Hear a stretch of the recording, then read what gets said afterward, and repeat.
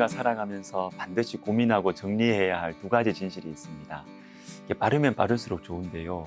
이 두 가지 진실을 소화하는 시기가 빠르면 빠를수록 그 사람의 삶의 그릇은 넓어지고 깊어지고 미래는 밝아집니다. 그 두 가지 진실이 무엇이냐? 바로 인간에 대한 진실과 하나님에 대한 진실입니다. 로마서 2장에는 인간에 대한 진실이 잘 드러나고 있습니다.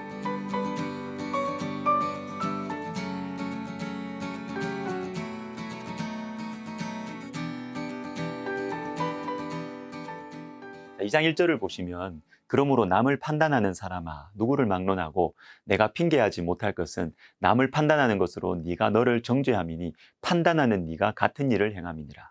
자, 3절도 보십시오. 이런 일을 행하는 자를 판단하고도 같은 일을 행하는 사람아 네가 하나님의 심판을 피할 줄로 생각하느냐. 자, 오늘 말씀에서 드러나고 있는 인간에 대한 진실이 무엇입니까? 하나님의 자리에서 다른 사람을 판단하기 좋아한다는 것입니다. 오늘 본문에서는 우선 율법과 할례를 가진 유대인들을 겨냥하고 있지만 이러한 유대인들의 모습은 모든 인간들에게 동시에 드러나요. 은밀한 중에 자신이 하나님의 자리에 서서 다른 사람의 행동과 마음을 판단하는 것입니다. 이런 성향 우리 모두에게 있습니다. 에스겔 18장을 보겠습니다.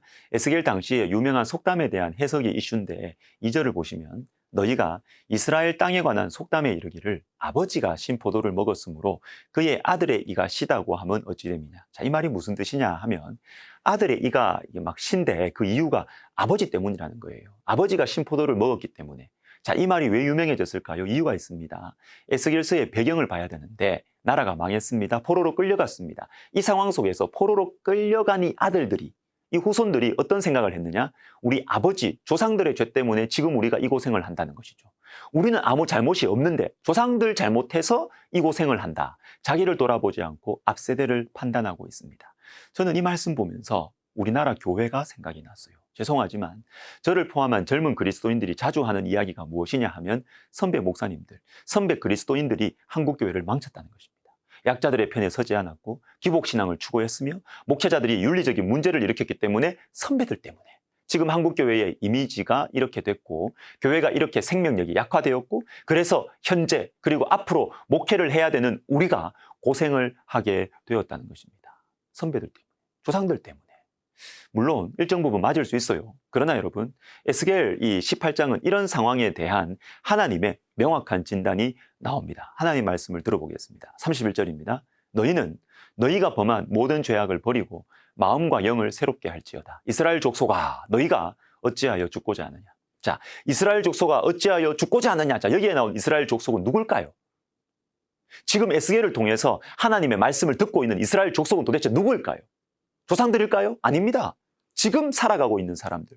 조상들 때문에 내가 고생하고 있다고 생각하는 지금 현재 사람들입니다. 그런데 하나님께서는 바로 지금 이 사람들에게 너희가 죽을 수 있다고 하십니다. 너희가 어찌하여 죽고자 하느냐. 그리고 상반절을 보시면 너희가 범한 모든 죄악을 버리고 마음과 영을 새롭게 할지어다. 자, 여기에 나오는 너희는 또한 누구입니까? 죄악을 버려야 되고 마음과 영을 새롭게 해야 되는 너희는 누굽니까? 조상들입니까? 아니에요. 우리들입니다. 너희도 문제 많다. 너희의 마음과 영에도 문제가 많다는 것입니다. 다시 말해서 너희가 지금 포로지에 와 있는 것은 너희의 문제, 너희의 죄 때문이라는 것입니다. 그러니까 지금 너희의 마음과 영을 새롭게 하라고 하십니다. 조상들 탓하지 말고 지금 너희가 마음을 돌이켜서 하나님을 따르면 지금이라도 너희는 살아날 수 있다는 것입니다. 다른 사람을 판단하는 것보다 나 자신을 돌아보는데 마음을 쏟아야 한다라는 것입니다. 이 말씀을 잃어버리면 어떻게 되느냐? 내가 하나님 역할을 하려고 해요. 다른 사람에 대해서 그리고 교회에서 예수님의 이름으로라는 영적 리더십에 대한 참 좋은 책이 있는데 얇아요. 이 책에 이런 내용이 있습니다. 하나님을 사랑하기보다는 하나님 되는 것이 더 쉽고 사람들을 사랑하기보다는 사람들을 컨트롤하는 것이 더 쉽습니다. 교회 역사 중 가장 고통스러운 역사는 때때로 사랑 대신에 힘을, 십자가 대신에 지배력을 인도받기보다는 인도하려는 유혹을 받아온 사람들의 역사입니다. 여러분, 하나님 역할 하지 맙시다. 다른 사람을 판단하기보다는 나 자신을 돌아봅시다. 우리가 하나님 역할 하는 것을 거부할 때 정확한 현실 분석을 가지고 기도의 자리로 가게 돼 있어요. 복수하지 않고 용서하게 돼 있습니다. 정확한 분석 필요합니다. 근데 정확한 분석을 통해서 기도의 자리로 가느냐, 비난과 공격의 칼을 휘두르느냐, 이것은 하늘과 땅의 차이입니다. 오스왈드 챔버스의 주님은 나의 최고봉에 이런 내용이 있습니다. 다른 사람들이 영적으로 성장하지 않는 것을 분별한 후에 그 분별을 비난으로 바꾸면 하나님과의 교제가 차단됩니다. 하나님은 남을 비난하라고 분별력을 주신 것이 아닙니다. 그들을 위해 기도하라고 주신 것입니다. 여러분, 분별하는 것, 판단하는 것 좋아요. 근데 거기서 멈추면 안 돼요. 분별력을 왜 주셨겠어요? 기도하라고 주님 주신 겁니다. 판단하고 비난하는 데서 그치면 똑똑하고 통찰력 있는 사람으로 그치고 말아요. 살리는 사람 될 수 없습니다. 사랑하는 여러분, 우리는 영혼을 살리고 교회를 세우는 사람이 되어야 합니다. 현실에 대해서, 어떤 사람과 일에 대해서 예리하게 판단하고 분석하는 것을 멈추면 안 돼요. 필요하지만 조심하셔야 됩니다.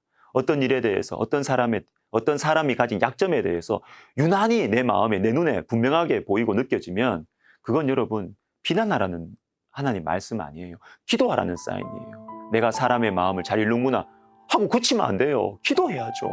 허무는 것이 우리의 목적이 아닙니다. 살리고 세우는 것이 우리의 목적이에요. 영혼을 살리고 교회를 살리는 저와 여러분이 되었으면 좋겠습니다. 기도하겠습니다. 하나님 아버지, 주님, 우리에게 다른 사람 판단하지 않는 은혜를 허락하여 주시옵소서. 하나님, 그래서 영혼을 위해서 기도하는, 그래서 영혼을 살리고 교회를 세우는 참 성숙한 그리스도인들 되게 하여 주옵소서. 예수님의 이름으로 기도드립니다.